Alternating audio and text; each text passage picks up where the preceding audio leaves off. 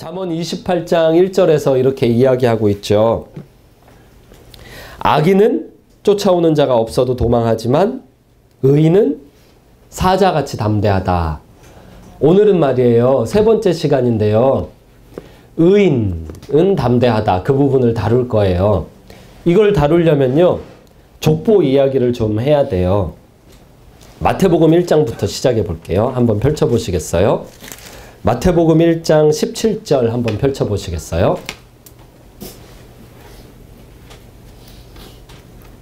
마태복음 1장은 족보 이야기잖아요. 그런데 저는 어렸을 때 족보를 배운 적이 있었어요. 8살이 됐을 때 한자를 배웠고요. 9살이 됐을 때 수학을 이제 어르신들이 가르쳐 주셨고요. 10살이 되니까 외국어 막 이렇게 배워야 된다고 한자 더 알려주시고요. 기억이 나요. 저희 가문에 칠곡에 가면 본가가 있는데요. 거기에 제가 4대 독자다 보니까 학렬이라고 하지요. 제가 되게 높아요. 그래서 다른 친척들, 남자 자손들은 자손이 많이 번창했는데 저는 4대 독자다 보니까 결혼도 할아버지들이 늦게 하시다 보니까 제가 학렬이 높아요. 그러니까 제 사촌들은 다 할아버지들이에요. 굉장히 돌아가셨거나 할아버지들이거나 뭐 그러셨어요. 본가에 가면. 그래서 거기서 제사를 집행하시는 어르신들이 학렬이 저보다 낮으셔서 초등학생인 저에게 존대를 하셨던 게 기억이 나요. 그게 어렸을 땐 되게 신기했었죠. 그러면서 이렇게 갓을 쓰신 할아버지가 이렇게 먹을 갈아서 서예로 이렇게 사람 인자를 처음 어렸을 때 가르쳐 준 게 기억이 나요. 저한테 아재요 이렇게 불렀거든요. 경상도 사투리로 아재요. 그러면서 이렇게 붓글씨로 사람 인자를 쓰시면서 사람이 사람과 함께 지내야 사람이지요. 아재요. 아시겠지요? 그러면서 이렇게 붓 주시면 제가 사람이 사람과 함께 연습하고, 두 번째 배웠던 한자가 사람인 부수 옆에다가 이렇게 이꼴 쓰면서 사람과 사람은 서로 동등하지요. 그것을 실천하시는 어르신이 되시길 바랍니다. 저한테 그러면서 그게 어진 사람이다. 이제 그런 식으로 이제 배웠었죠. 족보는요, 12살 때 배웠었어요. 그게 율곡이 선생의 의견을 따랐었던 것 같아요. 근데 족보를 배우기 전에 한자 교육이 있어야 되고, 족보를 배우기 전에 역사 교육이 있었어야 됐었어요. 마태복음 1장은 족보 이야기잖아요. 근데 이 족보를 공부하려면 구약을 다 알아야 되는 거예요. 그러니까 선행학습이 충분히 이루어져야 족보를 배울 수 있는 거예요. 그러니까 족보가 초등학문 그 베이스가 아니라 그거는 이렇게 적용학문이에요. 이거 제 이름과 저희 아버지 성함이시거든요. 근데 제 아버지, 저희는 송씨 가문이잖아요. 아버지가 27대고 제가 28대인데요. 아버지의 미들네임이 이 석자세요. 석자. 근데 저의 미들네임이 준자거든요. 그러니까 저의 같은 학년의 사촌들은 다 준자를 쓰는 거예요. 손이 없어가지고 준자를 쓰는 사촌이 없는 거지, 만약에 있다면 다 준자를 쓰는 거예요. 기자 대신에 뭐 석자를 써, 준석이, 뭐 준혁이, 뭐 이렇게 쓰면 되는 거죠. 저희 아버지 학렬에서는 석자를 똑같이 쓰는 거예요. 문제는, 저의 준자의 저 부수가 물수변이 아버지의 미들네임 저 석자를 이 주석책에 의해서 정해진 오더에 따라서 공격해서는 안 되는 거예요. 그리고 영어 이름도 그러잖아요. 저랑 같이 사역하는 제임스 린치 목사님, 제임스가 라스트 네임이고 미들 네임이 데이빗이에요. 그러니까 집에선 데이빗이라고 불러요. 근데 제임스는 아빠, 할아버지, 위에 할아버지 다 제임스예요. 근데 그게 말하자면 우리나라로 하자면, 저의 이름으로 하자면요, 준자 그거예요. 근데 서양 이름은요, 아버지와 이름이 같거든요. 근데 동양 이름, 한국 이름은요, 이 형제가 이름을 같이 써요. 근데 그게 특이한 점이에요. 동양 문화가 훨씬 깊잖아요. 역사가 오래됐잖아요. 우리나라는 5,000년 역사, 미국은 몇백 년 안 됐잖아요. 저는 이게 뭔가 의미가 있다라고 생각을 하는데, 신학을 하다 보니까요, 신학에도 족보가 나오잖아요. 그러면서 발견한 것이 아들이 아버지를 공격하면 안 돼라는 사상이 동양 문화인 거예요. 유대인 족보도 동양 문화에 기반하고 있잖아요. 근데 제 이름 준자가 아버지 이름 석자를 공격하면 안 되는 거예요. 그 오더는 어디서 왔냐, 질서는. 주역책에서 온 거예요. 그럼 주역책은 어디서 왔냐? 잘 모르죠. 이거 어디서 왔는지 모르죠. 그냥 철학책이에요. 철학책. 이건 종교책이 아니에요. 철학책이에요. 이 철학책은 이런 걸 다루죠. 이걸 이제 12살 때 배웠어요. 온 세상이 서로 조화를 이루고 있다라는 내용의 철학책이에요. 종교서적이 아니에요. 주역책은. 점치는 책도 아니고요. 또 제 아버지 성함 저 종자 있잖아요. 종자의 부수인 저 쇠라는 뜻을 제 이름 기자의 부수인 저 토, 흙이 저걸 공격하면 안 되는 거예요. 아들은 아버지를 공격하면 안 되는 거예요. 그게 이름 속에 스며 있어요. 그리고 그 기본 베이스 위에서 이제 정체성이 주어지는 거예요. 저의 정체성은요, 제가 조금 바꾸긴 했는데요. 원래 정체성은요, 그 넓은 땅을 정복하는 사람이에요. 근데 제가 저 준자를 물가준으로 바꿨어요. 그러니까 이제 그런 뜻은 아닌데 그런 뜻으로 물수변이니까 물가준. 그래서 넓은 땅에 쉴만한 물가. 제가 이제 스스로 정체성을 그렇게 생각하고 있어요. 그 오더, 질서 안에서 그 가문 전체가요, 함께 정체성을 부여하는 거예요. 이름에. 그러니까 이것이 족보 안에 이렇게 들어있어요. 족보 안에 28대를 내려오면서요, 그게 질서 정연하게 그 안에 정체성들이 들어있고요. 기가 막히게 그 정체성 안에서 할아버지들이 살아오셨어요. 이걸 배우는 거예요. 이게 요즘에는 이렇게 되어 있죠. 저도 1년에 15만 원인가 그 가문에 보내고 있는데요. 제가 안 보내니까 저희 아버지가 30만 원 보내는 걸로 알고 있어요. 요즘에 족보책은 이렇게 깨끗하게 이렇게 좀 알아보기 쉽게 이렇게 네모칸도 치고 이렇게 만들었죠. 저 1번 보시면요. 이게 그 대수를 이야기를 해요. 저는 28대. 이 사람은 지금 26대죠. 26대에 저 이름의 명례, 그러니까 이름이 어떻게 유래했는지 4번 그 내용을 쓰고 있고요. 그 다음에 그 동그라미 2번 보시면요. 그 이름의 유래에 대한 주석이 달려 있어요. 그 주석을 찾고 싶으면 21페이지를 보시라. 이렇게 나와 있어요. 마태복음 1장을 읽어 나가다 보면요. 17절에서 이렇게 얘기해요. 아브라함부터 다윗까지 14대요. 그러면 아브라함부터 다윗까지 이야기의 주석은 어디 나오냐? 알 수 있죠. 앞에 나오죠. 그런 식으로 동양 족보처럼 되어 있는 거예요. 또 다윗부터 바벨론으로 사로잡혀 갈 때까지가 14대요. 이게 주석이 앞에 나오는 거예요. 그러니까 이미 구약에 대한 그 공부를 다 마친 상태에서 이 마태복음 1장의 족보를 보는 거죠. 특이한 점이 있어요, 여기서. 맨 아래 11번 보시면요. 미단이라고 써 있잖아요. 저것은요, 족보에서 삭제함이라는 뜻이에요.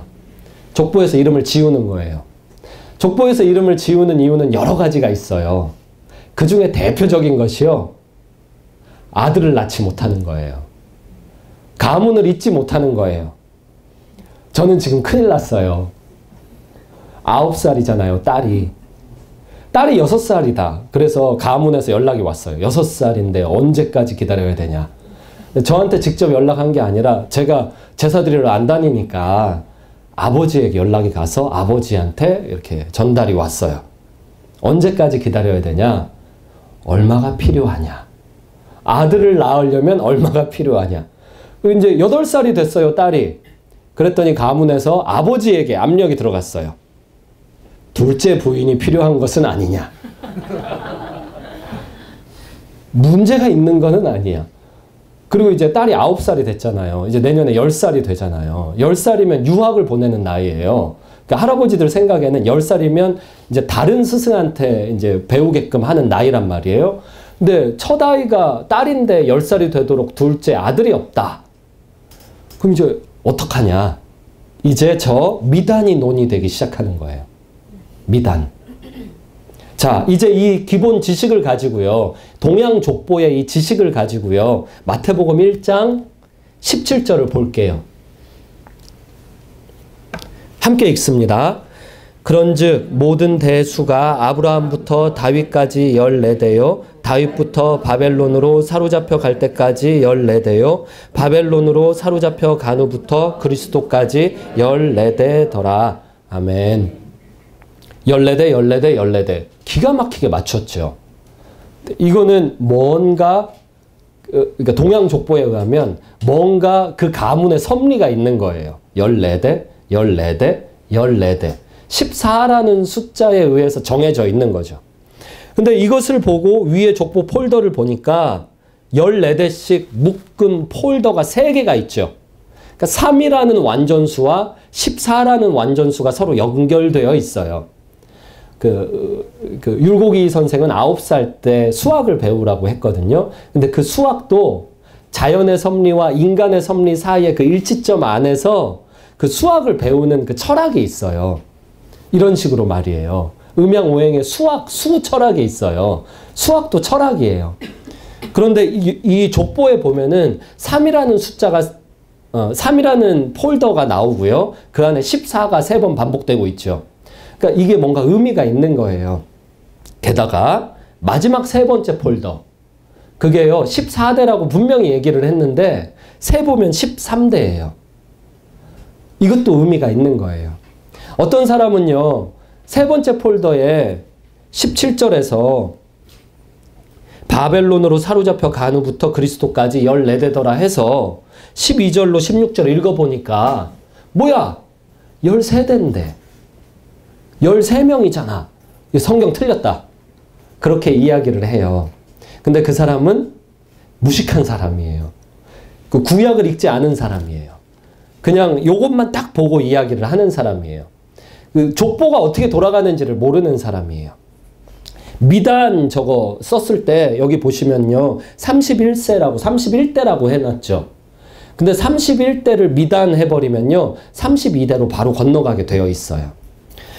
12절 보시면요. 여고냐가 등장해요. 여고냐는 스알디엘을 낳고 이렇게 되어 있죠.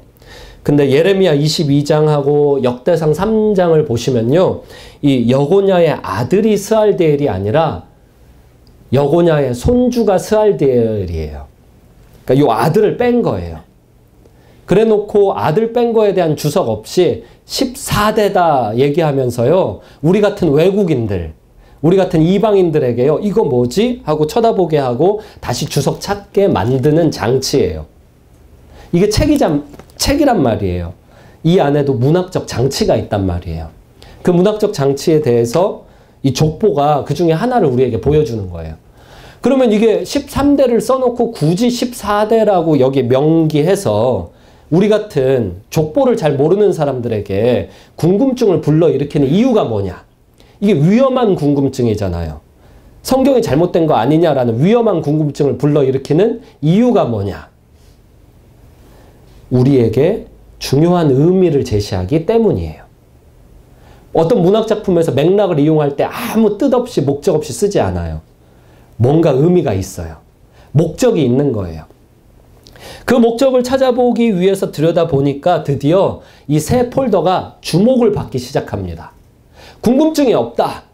그러면 넘어갑니다. 14대? 14대? 14대? 오케이. 넘어갑니다. 근데 13대 써놓고 14대다 그러니까 궁금해서 들여다보면서 주목합니다. 주목하니까 의미가 발견되기 시작합니다. 첫 번째 폴더 1장 1절 아브라함과 다윗의 자손 예수 그리스도의 계보라 하면서요. 아브라함이 이삭을 낳고 여기에서 중복되는 의미가 등장하는데요. 아브라함은 죽은 사람처럼 지냈어야 됐었어요. 외국 땅에서 살았어야 됐고요. 그리고 무서워하면서요. 아내를 팔아버리려고도 했었어요. 실제로 2번이나 팔기도 했었고요. 죽을까 봐 두려워했죠. 그 속에서 하나님이 아브라함을 계속 훈련시키면서요. 아브라함이 믿음의 조상이 되는 마지막 관문이 바로 아들을 죽이러 가는 거예요. 아들을 번제물로 죽이러 가는 거예요. 그리고 그 죽지 않고 살려주신 아들이 이삭 등장하면서 이 폴더가 시작됩니다. 이 14대가 어떻게 끝나냐면요. 이새는 다윗 왕을 낳으니라. 그러면서 끝나죠. 근데 다윗 왕은요, 사울 왕에 의해서 오랜 시간을 죽음의 위기 속에서 다녔던 사람이에요. 두 번째 폴더가 시작될 때 솔로몬은 르호보암을 낳고 이렇게 시작하죠. 그런데 다윗과 솔로몬 사이에 실제로 안 죽었으면 왕이 될 인물이 한 명 있었죠. 혹시 기억하시는 분? 제가 지금 잊어먹었어요. 압살롬. 압살롬이 살았으면 왕이 됐을 거 아닙니까? 그런데 죽었죠. 다윗 왕의 죄 가운데요, 하나님의 심판하심으로 죽었죠. 하나님이 죽이셨죠. 이삭은 하나님이 죽이라 그랬는데 하나님이 살리셨죠. 압살롬은 하나님이 죽이려고 했는데 하나님이 죽이셨죠. 그런 식으로 시작돼서요, 두 번째 폴더에 솔로몬이 르호보암을 낳고, 그러면서 이 두 아들 르호보암, 솔로몬, 이 사이에도 무슨 사건이 있었는지 알죠. 죽음과 관련된 사건들. 르호보암, 나라를 두 쪽 내죠. 그리고 나라를 죽여버린 왕이 되죠. 11절, 여고냐와 그의 형제들을 낳으니라. 그러면서요, 요시야가 등장하죠. 요시야는 종교개혁을 했던 그 선한 왕으로 유일하게 꼽히는 사람이잖아요. 요시야 왕. 그러면서 12절에 여고냐는 아들, 죽은 아들 건너뛰고 스알디엘을 낳고, 또 죽음이죠. 아들 죽음. 그리고 세 번째 폴더의 끝에 예수가 나시니라. 예수님 죽으셨죠. 세 폴더가요, 특정 사건으로 묶여져 있어요. 한국 족보를 보시면요, 묶여 있어요. 어떻게 묶여 있냐? 특별한 이슈를 만들어낸 할아버지부터 특별한 이슈를 만들어낸 할아버지까지 폴더가 묶여 있어요. 그럼 그 중간에 있는 분들은 어떤 뭐 벼슬을 한 분이 있든 없든 간에 제일 큰 벼슬 한 분 중심으로 폴더가 진행이 돼요. 그리고 그것은 이름의 정체성의 의미를 따라서요, 숫자를 맞추기도 해요. 그게 동양족보의 문화예요. 그 속에서 마태복음 동양족보 문화에 대한 그 전제, 그 지식을 가지고요, 쳐다보면요, 어떤 특정 사건을 중심으로 이 폴더가 묶여 있는 게 보여요. 동양족보는요, 이것을 공부하는 후손이 이걸 따라서 살도록 되어 있어요. 그 정체성과 문화를 간직해요. 그 가문의 특징을. 근데 마태복음 1장의 이 가문, 이 족보의 특징은요, 아들이 죽는다라는 사건으로 그 가문의 영광이 되는 거예요. 그래서 그 가문이 묶여 있는 거예요. 열넷, 세 폴더로요. 완전한 하나의 묶음이 된 거예요. 그러면서요, 16절에서 예수가 나시니라 하고 끝났다면, 그 다음엔 예수님 다음 족보는 예수님에게 혈통적인 아들이 없잖아요. 그런데 예수님 덕분에 예수님의 공생의 사역의 증언과 그리고 성령의 역사 가운데 우리가 양자가 되었잖아요. 그러면요, 이게 미단으로 삭제가 되지 않는 거예요. 이렇게 아들 없음, 미단 이렇게 삭제되지 않는 거예요. 여기에 족보가 새로 시작이 되는 거예요.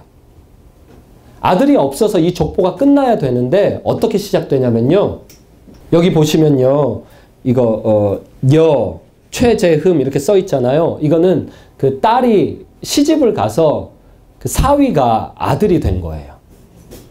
이거는 그 영어로요, son-in-law 그러잖아요. 그러니까 법적 아들, 그러니까 양자 개념이에요. 양자를 들인 것도요, 족보에 기록을 해요. 아들이 없으면 미단하고 삭제하고요. 새 폴더가 나왔죠. 그럼 네 번째 폴더가 시작돼야 될 거 아니에요. 근데 네 번째 폴더를 시작해야 되는 인물은 예수님이란 말이에요. 근데 예수님이 성경 말씀에 의하면 우리를 양자 삼으셨단 말이에요. 그러면 이 네 번째 폴더는 우리가 시작하는 거예요. 네 번째 폴더가 시작될 때 이 족보의 전통을 따라요. 이 족보의 전통은 죽음이에요. 죽는 거예요. 죽어야 그 족보 폴더가 시작이 되는 거예요. 마태복음 1장 1절부터요 17절까지의 족보를 읽을 때 동양 족보에 지식이 있는 사람은요, 아, 그렇게 시작되는구나. 그러면 내가 예수 믿어? 내가 이 족보 안에 들어가? 내가 양자가 돼? 그렇다면 내가 죽어야 이 전통을 따라서 이 네 번째 폴더가 시작되겠구나. 그걸 알 수가 있어요. 저도 하나님을 아버지라고 불러요. 제 딸도 하나님을 아버지라고 불러요. 그러면 이게 족보가 어떻게 된 거냐? 이 족보는 영적인 족보예요. 네 번째 족보는 영적인 족보예요. 이 네 번째 족보는요, 20년 전에 누군가가 실행했던 것처럼 오늘도 동일하게 또 실행돼서 시작될 수 있어요. 이 네 번째 족보는요, 희생을 통해서 시작이 돼요. 예수님으로 끝난 이 세 번째 폴더가 예수님 때문에 죽는 누군가에 의해서 그 양자, 양녀에 의해서 네 번째 폴더로서 시작이 돼요. 그 네 번째 폴더의 기록은 천국에 있어요. 이 땅에는 성경책에 이렇게 기록되어 있지만 하늘나라에 있는 그 책에 기록되어 있어요. 네 번째 그 족보가요. 우리가 천국 가면요, 우리가 낳은 영적 자식들을 보게 될 거예요. 우리가 낳은 영적 자식들은요, 희생을 통해서 낳는 거예요. 희생을 통해서 사랑함으로써 낳는 거예요. 우리가 예수님을 신랑 삼고 예수님을 사랑함으로써 낳는 거예요. 우리가 이 족보의 양자로 편입된 것처럼요, 우리의 죽음과 희생 가운데 누군가가 편입되는 거고 그 사람들이 천국 갔을 때 우리의 면류관이자 우리의 상급이 되는 거예요. 예수님을 믿을 때 이 족보 안에 들어가게 되고 이 족보 안에 들어갔을 때 우리에게는 내적인 열매와 외적인 열매가 생겨요. 내적인 열매는 성령의 열매들이에요. 사랑과 희락과 화평과 성령의 열매들이에요. 외적인 열매는 영혼 열매들이에요. 나 때문에 하나님의 양자로 이 족보 안에 편입되게 되는 누군가가, 나의 희생 때문에 이 족보 안에 편입되게 되는 누군가가 우리의 천국 상급이자 열매들, 외적인 열매들이 되는 거예요. 자, 여기까지가 서론이에요. 악인과 의인이 대조되고 있어요. 악인, 쫓아오는 자가 없어도 도망해요. 도망자에다가 묘사하고 있어요. 의인, 사자와 같이 담대해요. 악인을 봅시다. 이거 중년 이상의 이 영화를 보셨어요. 이 영화를 재밌게 봤어요. 저는 20대인데 이 영화를 봤네요. 그러면 이제 속이 나이가 든. 이 영화를 재밌게 봤어요. 도망자예요. 쉬지를 못해요. 도망자는 쉴 수가 없어요. 저는 작년에 그 무한도전에 이 광희 씨가 편입할 때 되게 즐거웠어요. 재밌었어요. 근데 그때 편입하고 나서 그 도망자 그 에피소드가 있었어요. 광희 씨가 도망 다니는 모습이 나왔어요. 부산에서 비 맞으면서. 근데 그게 너무 재밌었어요. 도망 다닐 때 광희 씨는 밥도 못 먹고 화장실도 못 갔어요. 그게 카메라로 그대로 잡혀가지고 방송에 나오는데 그렇게 고소하고 재밌을 수가 없었어요. 끝까지 1분 1초를 쉬지 못해요. 그게 도망자의 특징이에요. 요즘 젊은이들에게 핫하다는 도깨비 신부가 얼마나 그 갓을 쓴 저승사자에게 도망을 다니는지를 보게 됐어요. 무서워하면서 잠시를 쉬지 못하고 혹시라도 저승사자가 있을까 그러면서 10년을 도망 다니는 모습이 그 드라마에 나와요. 도망자의 특징이에요. 도망자는 쉴 수가 없어요. 도망자, 그게 악인의 특징이에요. 악인, 잠언에 나오는 악인, 그 악인은요, 로마서에도 등장해요. 로마서에 등장하는 악인은요, 불의, 추악, 탐욕, 악의가 가득한 자. 로마서 말씀에 의하면 우리 모두가 죄인이라잖아요. 그러니까 죄인, 우리 모두가 악인이잖아요. 잠언에서 말하는 악인이 우리 모두라고 로마서가 증언하잖아요. 불의, 의롭지 않다. 제가 저를 봤을 때 의롭지 않아요. 저는 저에게 매우 관대해요. 약속 시간에 누군가 늦으면 저는 안 기다리고 가요. 그렇지만 제가 늦으면 내가 늦는데 10분은 기다려야 될 거 아니야? 이런 생각이 들어요. 저는 불의해요. 추악. 저는 저를 볼 때 되게 추악해요. 너 정말 추하다. 이런 생각이 저를 볼 때 들어요. 여러 상황에서 그 생각이 들어요. 탐욕. 이거 말을 할 수가 없네요. 다 제 이야기예요. 악의. 제가 선의를 가지고 어떤 행동을 하고 이런 게 정말 하나님의 은혜가 아니면 잘 안 돼요. 늘 계획이 있고 목적이 있고 악의가 있어요. 뭔가 뜻한 바가 있어요. 시기. 질투가 너무 많이 나요. 살인. 누군가가 미워요. 분명히 어제 미워했는데 제가 기억력이 부족해갖고 잠깐 잊어요. 그러다가 또 어느 순간이 되면 또 누가 생각이 막 나요. 그리고 막 혼자 씩씩대요. 아무것도 못하고. 악독이 가득한 자, 수군수군하는 자, 뒷말하기 좋아하고 비방하는 자, 하나님께서 미워하시는 자, 능욕하는 자, 남 욕하는 자, 능욕하는 자, 남 깔보는 자, 부모 거역하는 자, 저예요. 지난 추석 때 어머니 마음을 기쁘시게 해드리지 못하고 어머니하고 또 말을 할 수가 없네요. 그래서 이번에 가서 잘못했다고 어제 가서 말씀드리고 왔어요. 우매한 자, 어떻게 이렇게 지혜가 없을까요? 어떻게 이렇게 게으를까요? 어떻게 이렇게 악할까요? 배약하는 자, 배약은 뭘까요? 약속 어기는 자. 약속 해놓고 바람 맞힌 적이 전 되게 많아요. 상처도 많이 받았죠. 많은 사람들이. 무정한 자, 무자비한 자. 32절. 그들은 이 같은 일을 행하는 자는 사형에 해당한다고 하나님께서 정하심을 알고도, 그래요. 알고도. 아무리 날고 기어도요, 날고 기는 사람들끼리 모여있는데 가면은 수준이 떨어지게 돼요. 하나님 앞에서는 우리가 수준이 떨어져요. 하나님께서 정하신 그 거룩의 기준에 우리가 다 못 미쳐요. 그래서 하나님 앞에 서면 죽어요. 사도 바울 같은 멋진 사람도 죄인 중에 괴수가 돼버려요. 그런데 사도 바울처럼 멋진 사람이 우리 가운데 누가 있나요? 그 한두 명 빼고는 없잖아요. 그러다 보니까 우리는 사도 바울보다 못해요. 죄인 중에 괴수보다 못하면 누구일까요?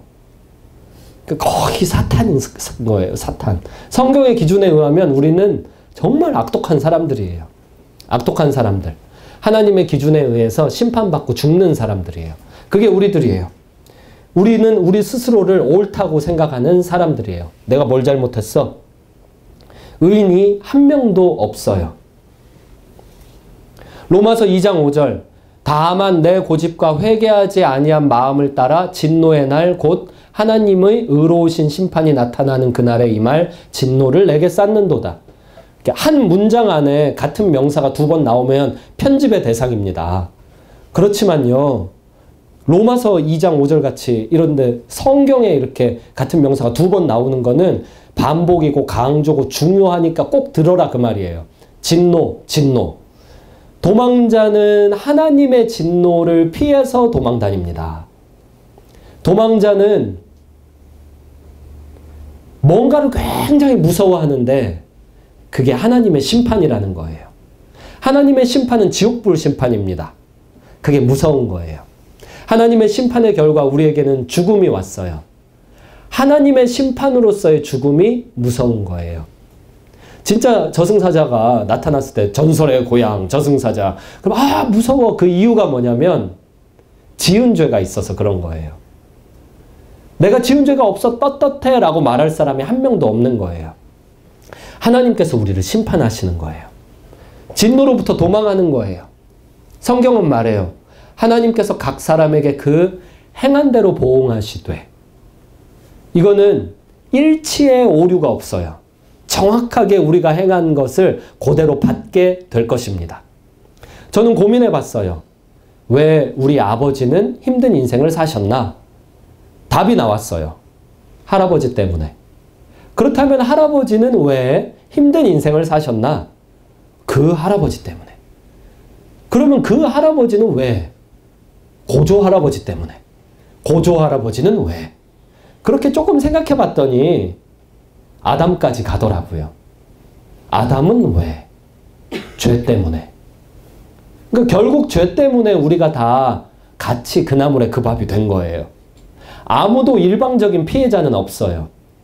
모두가 누군가는 누군가에게 가해자이면서 피해자예요. 아무도 전적 가해자도 없고 전적 피해자도 없어요. 우리는 모두 다 가해자인 동시에 피해자예요.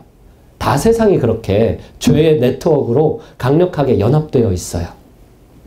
그 속에서 7절 참고 선을 행하여 영광과 존귀와 썩지 아니함을 구하는 자에게는 영생으로 하시고 그랬는데 그런 사람이 없어요. 세상에 그런 사람이 없어요. 8절 오직 당을 지어 진리를 따르지 아니하고 개인적으로 그 불의 진리를 따르지 않는 사람은 없어요. 꼭 당을 지어요. 그리고 그 탈세를 한 직원은요, 탈세를 한 부장님은요, 꼭 부하 직원을 탈세하도록 이끌어가요. 그러니까 당을 짓는 거예요. 공범을 만들므로써 자기가 진노받을 대상이라는 것에 대한 두려움을 조금 줄여보고자 하는 것이죠. 아담이 하나님 앞에 자기 죄를 이야기한 게 아니라 하와를 지적했듯, 하와는 뱀을 지적했듯 우리도 당을 짓고 있는 거예요. 어떤 죄에 대해서는 늘 비슷한 죄를 짓고 있는 사람을 찾고 찾아요. 9절 악을 행하는 각 사람에게는 환난과 곤고가 있으리니 그게 다 똑같아요. 모두에게 환난과 곤고가 있어요.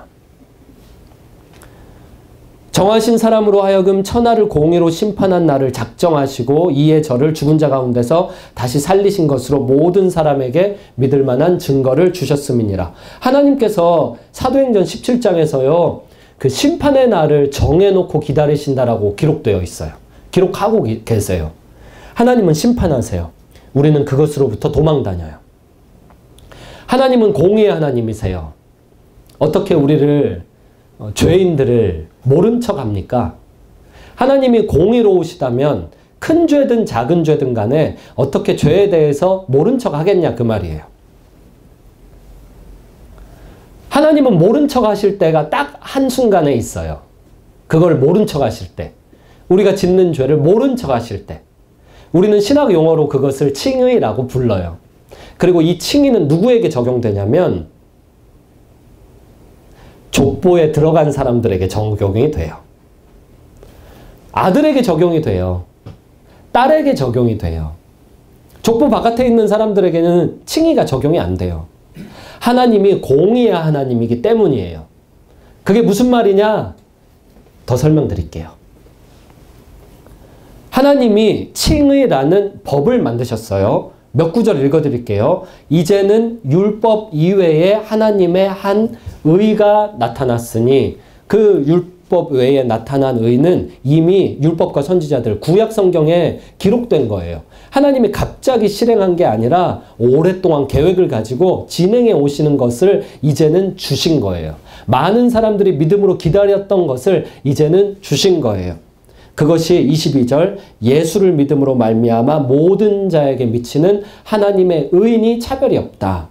저 의인은요. 사도 바울 같은 멋진 사람에게도 우리 같은 죄인들에게도 그리고 더 심각한 죄인들에게도 차별이 없어요. 죄를 적게 짓든 많이 짓든 예수님을 믿는 믿음을 통한 칭의, 의롭게 하심 그것은 차별이 없어요. 하나님이 만든 법이 있어요. 그 법은 복음이에요. 복음에는 하나님의 의가 나타나서 믿음으로 믿음에 이르게 하나니 어떤 사람은 이야기해요. 카톨릭에서도 그런 이야기해요. 그렇다면은 하나님이 주시는 의를 우리가 받아들이는 믿음이 필요하지 않냐? 그러면 그 믿음은 우리의 의의 행함 아니냐? 믿음이라는 그 행위 그것이 우리의 의가 아니냐. 그래서 하나님의 의와 우리의 의가 합력하는 것이다. 라고 이야기하지만 그것은 성경적 진리가 아니에요. 성경적 진리는요. 믿음은 하나님께서 우리에게 칭의를 주시는 하나의 통로일 뿐이고요. 그 통로는요. 하나님이 주시는 거예요. 그러니까 내가 믿잖아요. 그러면 믿음의 행위 자체가 나에게 의가 되는 게 아니라 그거는 하나님의 의예요. 나를 믿게 하시는 하나님이 그 의마저 가지고 가세요.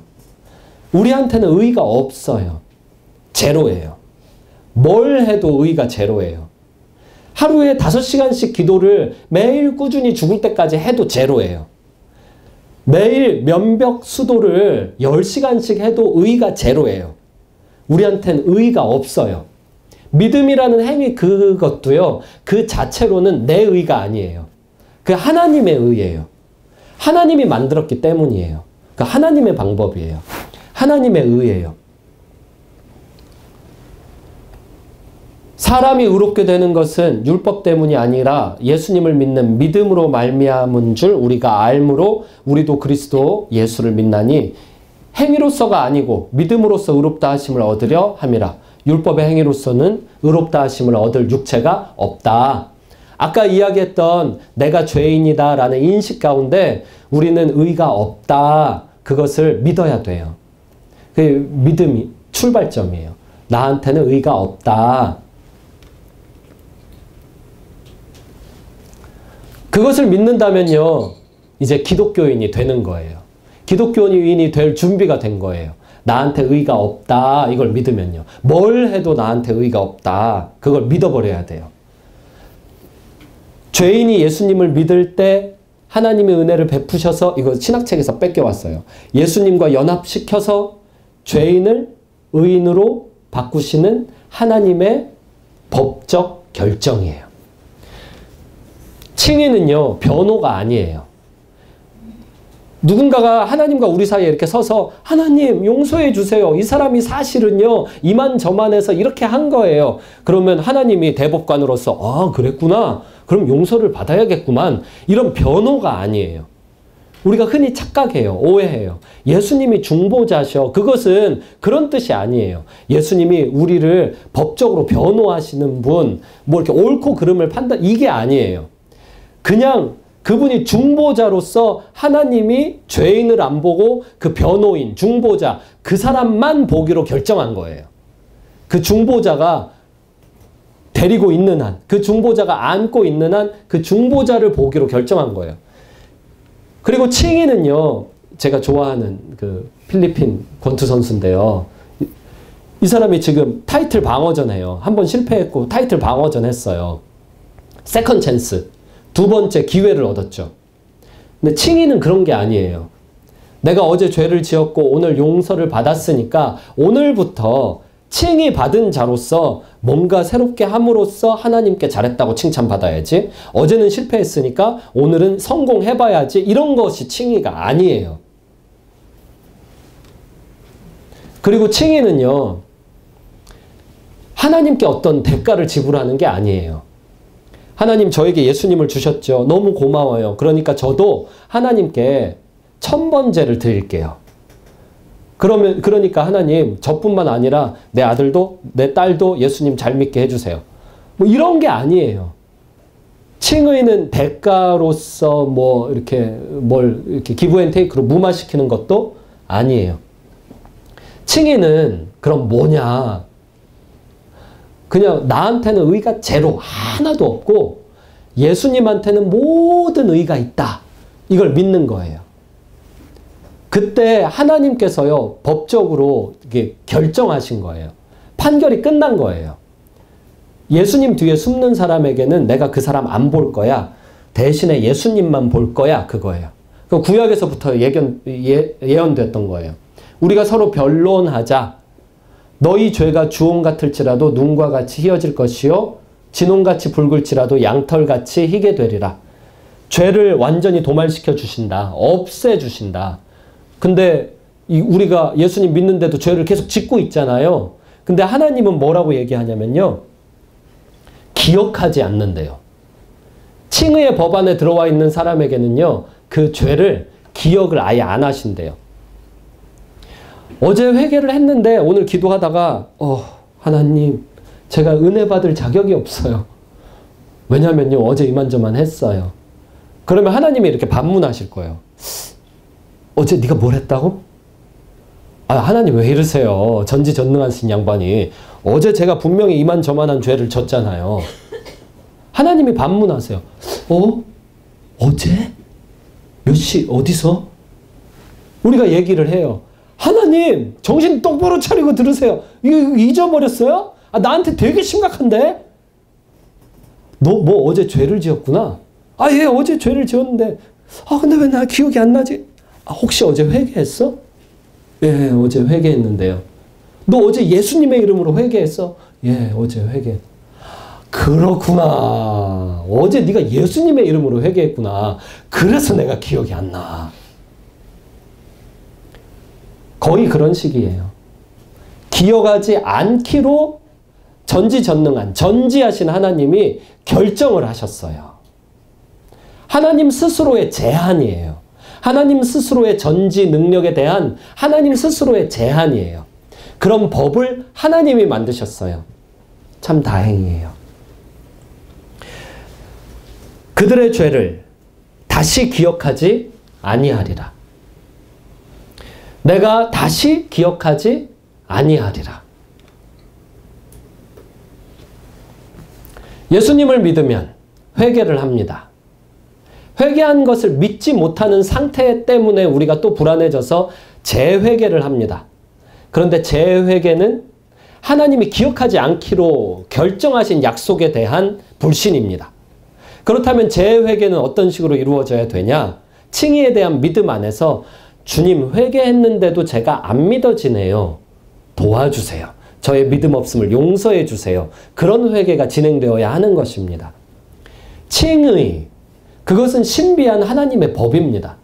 분명히 우리 눈앞에 죄인이 이렇게 뻐젓이 앉아 있는데 예수님의 치르신 대가와 예수님의 의 때문에 우리의 죄를 하나님이 완전히 잊어버리기로 약속하신 하나님 자신의 법입니다.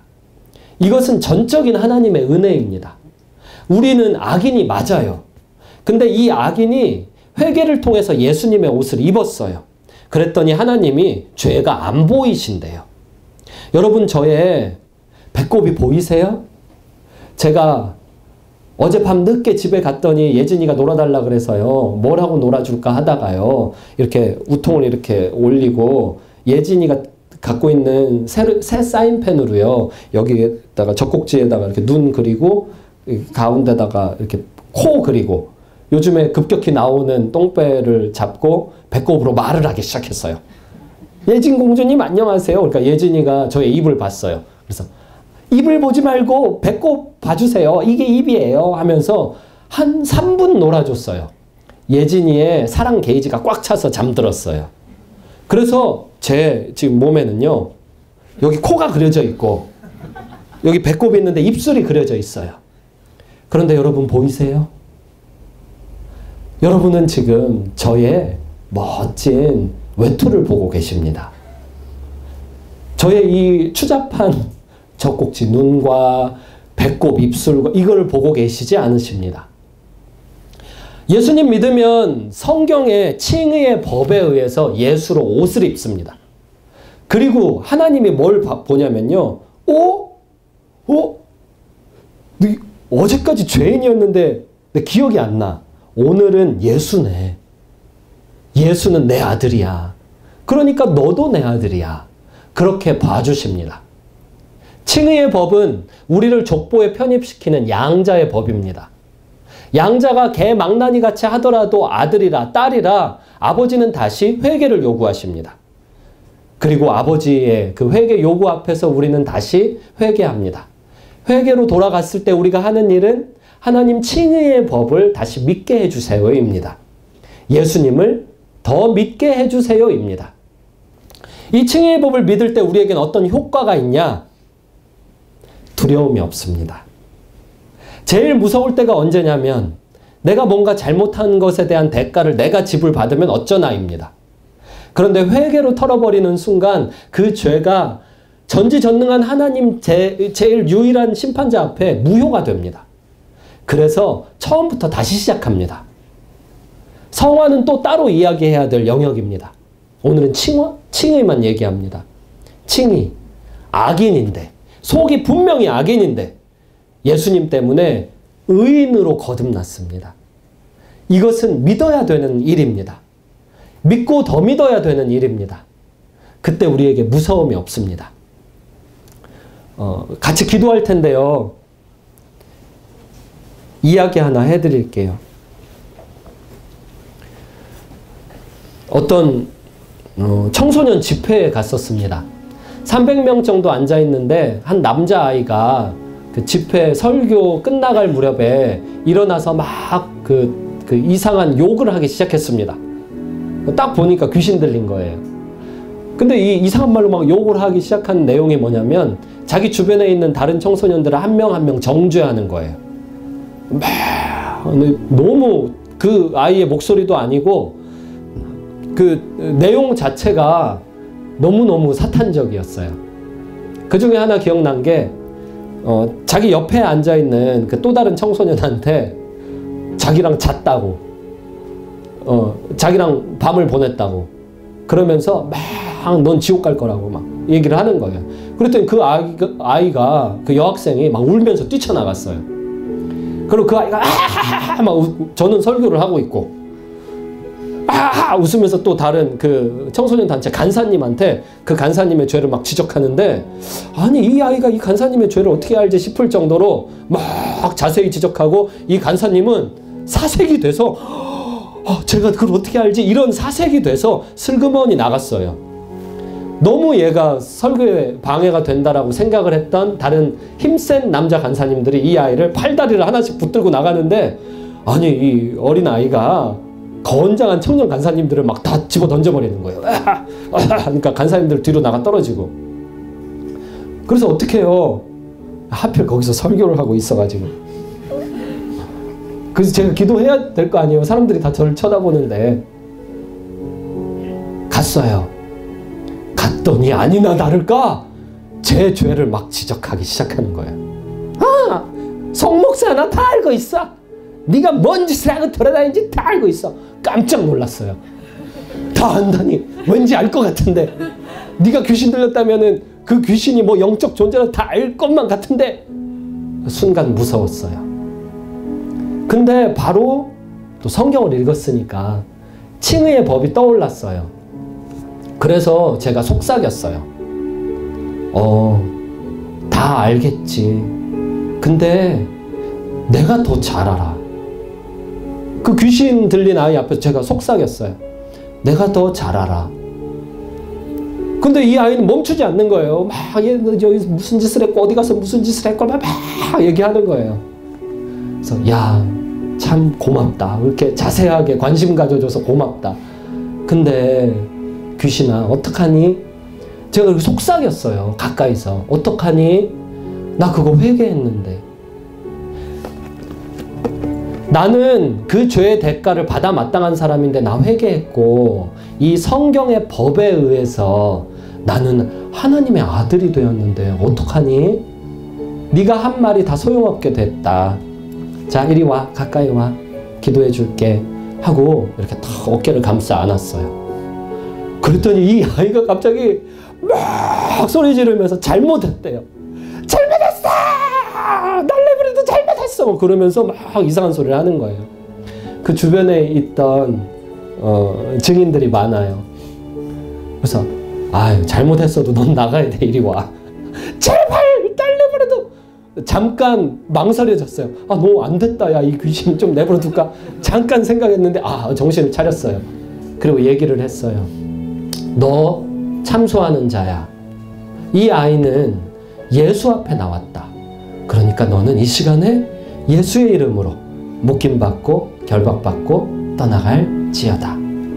그랬더니 그 아이가 갑자기 정신을 무슨 전깃불 끊어지듯 푹 하고 정신을 잃었어요.